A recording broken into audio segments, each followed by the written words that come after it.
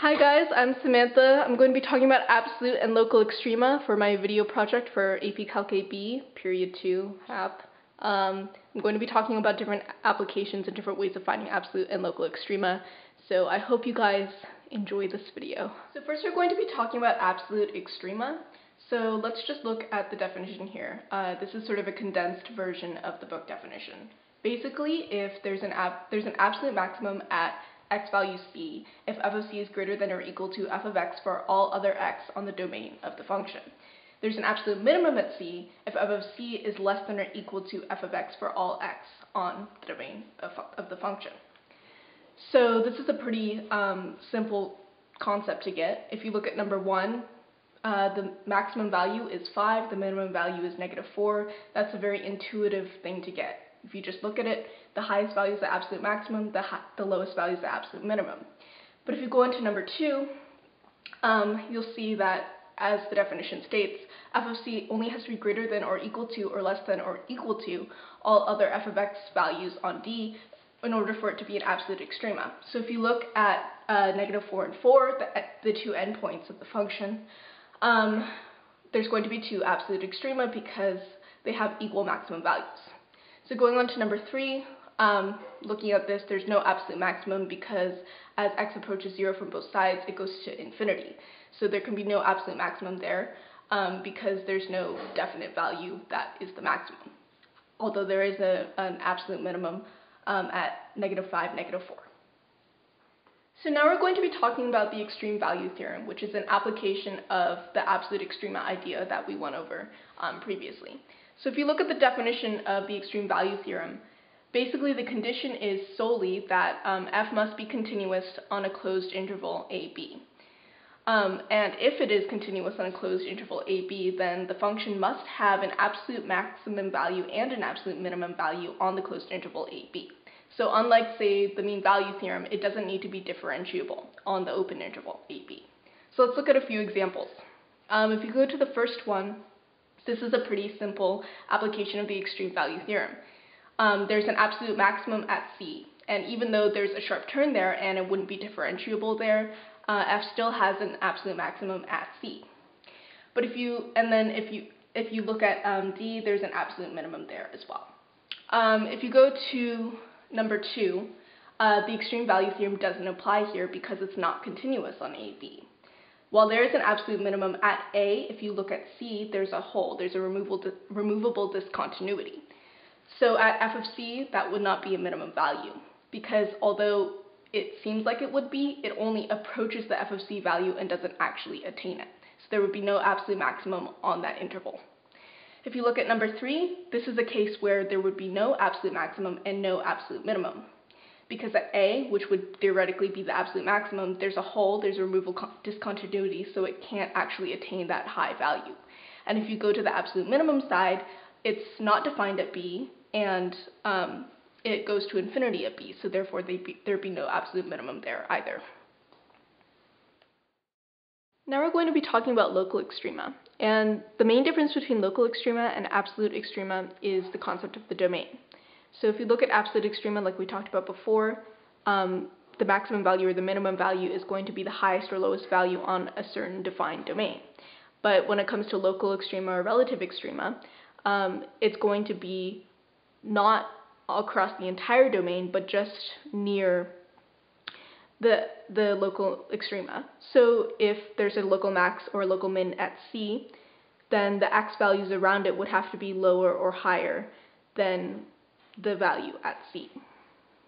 So if we're going to look at the first graph, this is a pretty unambiguous example of local extrema. If you look at all the x values around the circled points, they're all higher or lower than those circled points. If you look at the second graph, this is slightly less obvious. It's basically an x cubed graph, and as you can see, it's increasing the entire time. It doesn't actually have a maximum or a minimum value, because there's no certain point where the x values around that point are all higher or all lower than that point. The third graph is basically a parabola, and if you'll see, it's very, very obvious that the circled point is a minimum value, but it's interesting to point out that this is also an absolute minimum because it's a parabola. So a value can be an absolute minimum value and a local minimum value if it satisfies both of the conditions for local and absolute extrema. So now we're going to talk about critical numbers and Fermat's theorem. First, the concept of Fermat's theorem, which is the basis of the critical number idea. If there is a local extrema at a certain point C, f of C, and f is differentiable at that point, then f prime of C would equal 0. It's important to note, though, that the converse of this is not necessarily true, and this is not necessarily the only way you can find a relative extrema. For example, if you look at the first graph, that's an absolute value graph. It's not differentiable at that point, at the relative minimum right there, but it's still a minimum. A minimum doesn't necessarily have to be differentiable. Fermat's theorem is just one way of finding a certain type of local maximum or local minimum. If you look at the second graph, you can see that the converse of Fermat's theorem is not necessarily true. There is a point on that graph where f prime of C equals 0, and it's at 0. The tangent line there is drawn in. However, that's not a local maximum or local minimum. If you look at the graph, f of x does not change from increasing to decreasing or decreasing to increasing there. It just stays increasing, so therefore that's not actually a relative extrema. If you look at the critical numbers, this is basically an application of Fermat's theorem. This is a way of finding local extrema. So how you find your critical numbers is you take the derivative of your function and you set it equal to 0, and whatever numbers that you plug in to get your derivative to equal 0, that's a critical number. You also look at the denominator of your function and see if there's any number at C where f prime of C does not exist. So that accounts for possible extrema at non-differentiable areas. So go ahead and try that practice problem, try and take the derivative of that and find your critical numbers. Here's the solution to the practice problem from the previous whiteboard slide. I found the derivative of f of x equals 3x squared plus 1 times x minus 2 to the 2/3. And it took rather a long time. You could always do this with your graphing calculator, but I didn't because I'm a hard worker and diligent, I guess. And I found that my derivative equals 2/3 times x minus 2 to the negative 1/3 times 12x squared minus 18x plus 1. So I set those two parts equal to 0. 12x squared minus 18x plus 1, I used the quadratic equation to find which numbers would equal 0, and I got that it would be 9 plus or minus square root of 69 all over 12.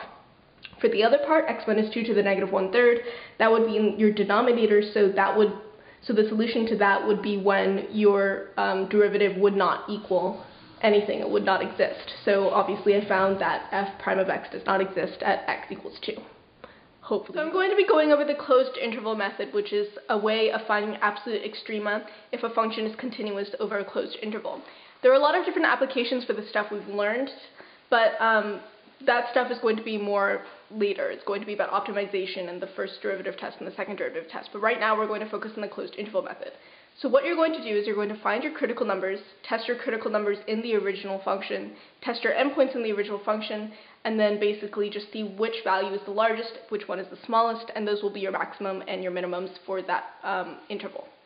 It's important to note that if a critical number falls outside your interval, then you don't need to test that. So go ahead and try the practice problem on the bottom. Here's the solution to the practice problem. I found the derivative, which is 14x plus 10 over x plus 3 cubed. Setting the top and the bottom equal to 0, it yields x equals negative 5/7 for the top and x equals negative 3 for the bottom. However, we need to remember our interval, which is 5/12. Both of those fell outside of it because they're both negative, they're both less than 5. So all we really need to do is test the endpoints. When we do that, we find that f of 5 equals 1.5 and f of 12 equals approximately 2.14. So therefore, the point at 12, 2.14 would be our absolute maximum, and the point at 5, 1.5 would be our absolute minimum. Thank you for listening. This is the end of the video. I hope this helped.